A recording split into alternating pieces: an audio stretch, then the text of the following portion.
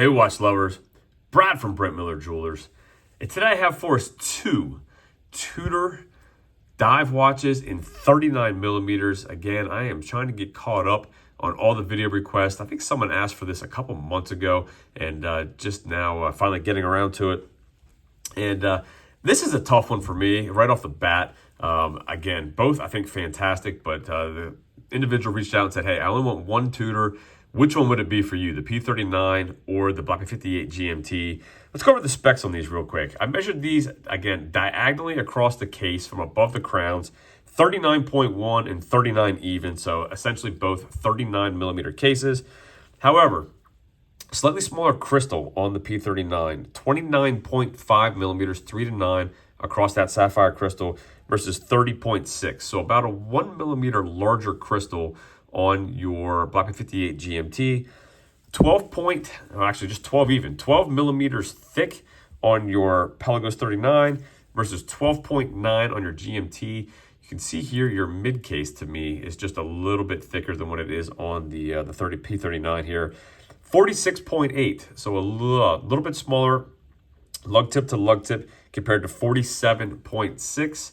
Again, very close, but a slight difference. And then you have a 21 millimeter lug width that tapers to 16 at the last link versus 20 millimeters on your 58 GMT that also tapers to 16 at the last link. Both of the clasps come back out to 18 here. So we'll take a look at those. And again, titanium case, so it definitely feels lighter in hand. I'll give you the weight in a second. Let me just take a look at these clasps. You do have the T-fit on both of them. I will show you that here in a second. Just wanted to close them. I didn't really do this prior to filming. So as far as the underside goes, they look to be about the same, give or take. So the clasp underneath the wrist real estate looks to be about the same. Again, T-fit on both of these, so you're going to get a great micro adjustability on either one of these without an issue. And while I'm talking about the straps, you do get the extra rubber strap that comes with the P39. So again, T-fit here on the GMT.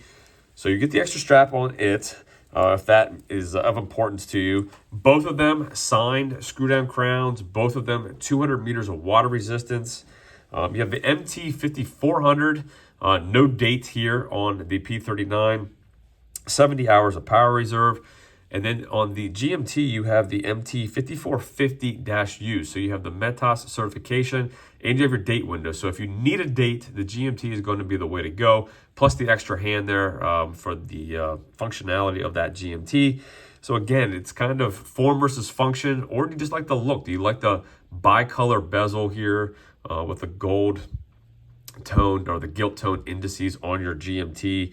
So we talked about weight, or I said I'd talk about weight. The titanium weighed in at 110.8 grams versus the 58 GMT at 155.2. So again, about 45 grams heavier than your P39.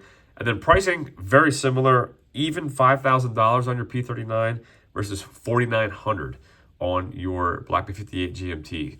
So again, last difference I guess I'll mention is if you like the faux rivets, you do have that on your 58 versus your non-faux rivets on your P39, kind of your standard 3-link style bracelet on that. So let's take a listen to bezel action before I throw these on wrist.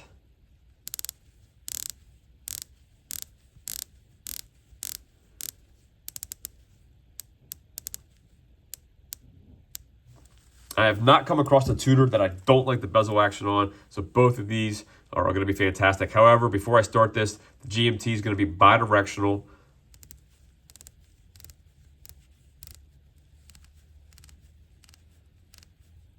And not quite as loud as you would expect being bidirectional compared to the unidirectional P39. Again, so both fantastic watches. Let me throw these on wrist, and I will tell you, in my very humble opinion, they don't wear the way the specs may indicate. So the P39, slightly smaller crystal. I'm going to zoom out for you here as well. Slightly smaller crystal, slightly smaller lug tip to lug tip.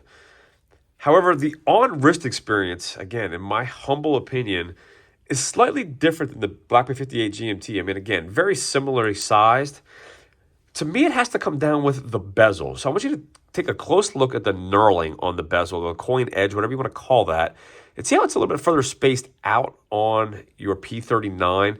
Again, a little bit more tool-ish, I guess you would say, in appearance. And on wrist, I feel like it visually just wears a little bit larger than maybe what the specs indicate. Again, we're talking a millimeter or two here, but it's just something I noticed when I had these on.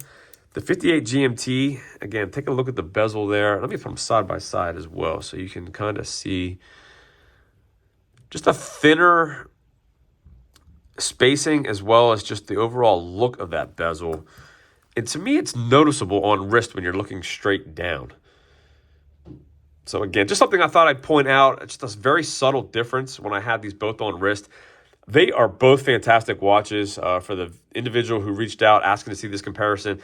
I don't think you can go wrong with either one. Right now, I would probably go with the GMT. I just like the pop of color on the bezel, and that's a little bit surprising. I usually prefer a lighter, thinner watch.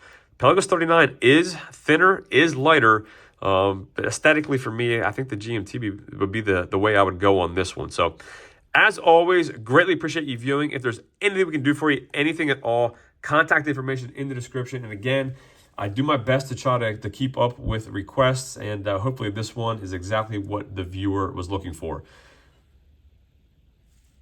If there's anything we can do for you, contact information is in that description. We'll see you in the next video.